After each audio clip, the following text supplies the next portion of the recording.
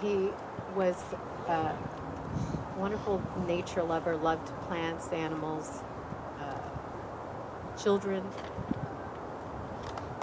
So this is why I feel this setting is perfect for him, and I feel he's with us. Afterward, I'd really love it if we could party it up, because that's how he would like it. The first thing I'd like to read is a letter from his son Christian and Christian's mother Monty. They couldn't be with us today.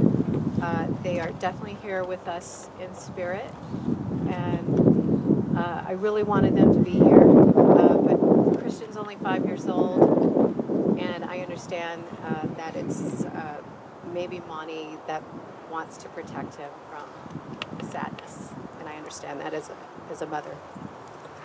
So here goes. Being with you was one of the happiest times of our lives.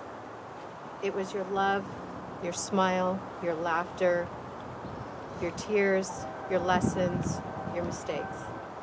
The way to correct the mistakes, your knowledge, your experience, and best of all, the most priceless, precious gift, Christian, your son, your superhero. We cannot ask for more of you. You have given us the world. You have given us your life.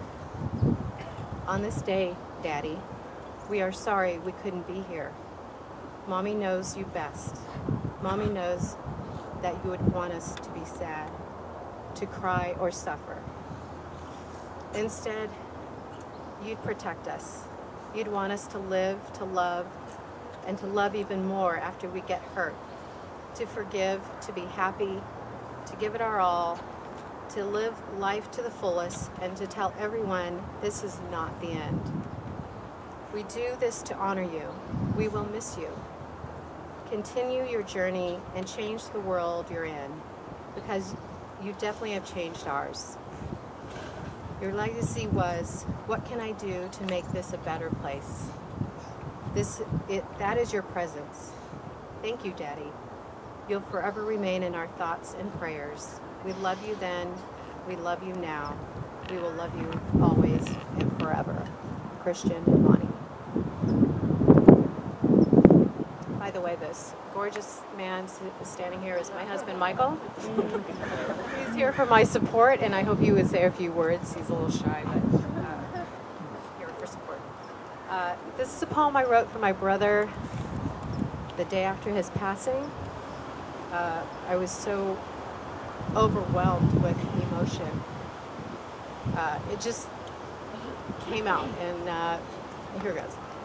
Father, son, brother, uncle, best friend, forever our heart.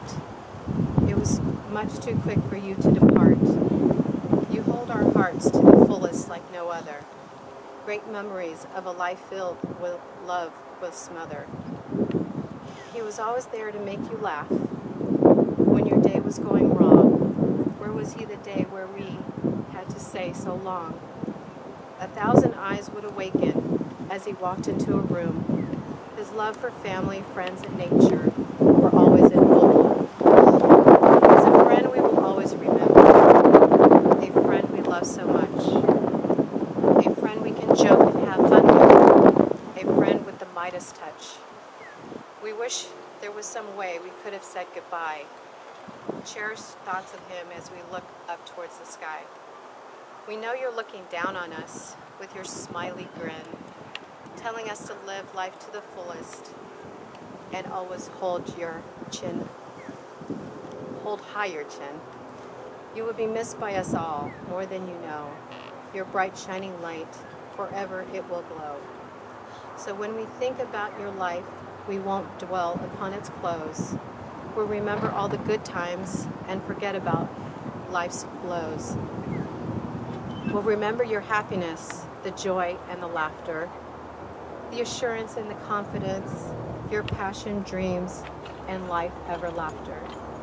Our lives have all been better because you've been there. So now we leave your memory in Mother Earth's loving care. We will miss you, Scott. Rest in peace. Hi, have a few words to say, but more than a brother-in-law, Scott was my best friend. We mountain bike rode together, skin dive together, scuba dive. It's just more than losing my brother-in-law, I lost some best friends. One thing I have had an opportunity to do since this has happened is meet a lot of his other friends and perhaps maybe be closer to some of those friends. Because as I've met some of the people in the last couple of weeks, they're just great people. Looking at some of the so, anyway, that's about it. There's a lot of guys that's going to talk, and they're all great guys, and I think you'll hear a lot of interesting stories, and hopefully it'll share it. Thank you. I'd like to introduce some more family members. My beautiful niece and nephew, Emma and Samuel, and my beautiful son and daughter, Sophia and Nicholas. I'd like you guys to come up.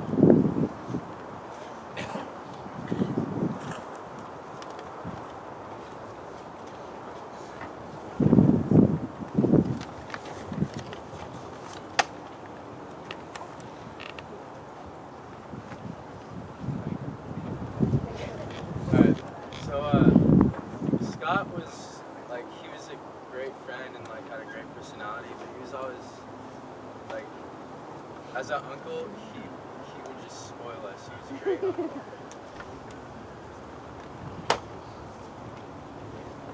Alright, good. Yeah, so he was a great uncle. He'd always spoil us.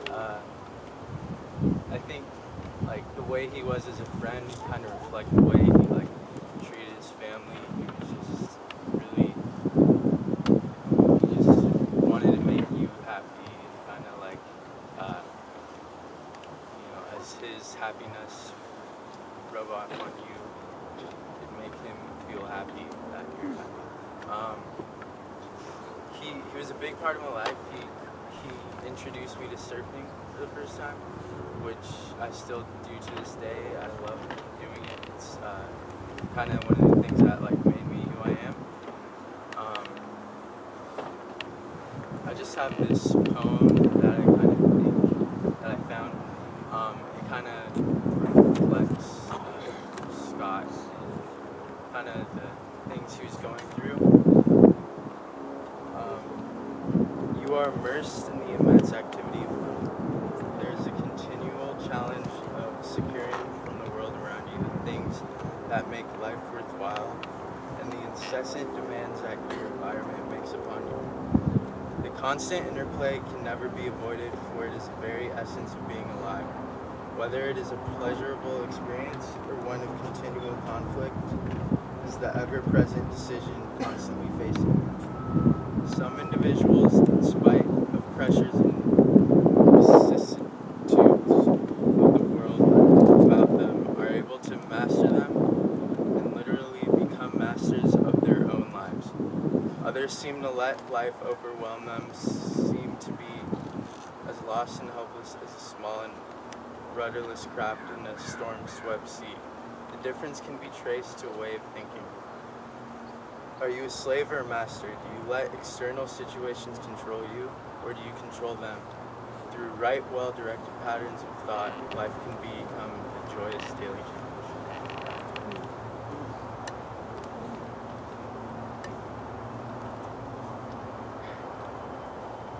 I love my Uncle Scott more than anything.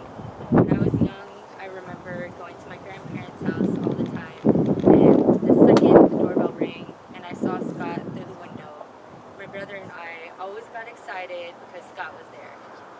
I had the best times with him. I remember my mom would spend hours and hours combing this hair and always put it in a nice ponytail. And every time Scott came, he would just come over and shake it out and mess it up because he loved it as an afro. I always used to jump on his bed and to the song Jump Around, and he thought it was the funniest thing. We spent a lot of time together playing games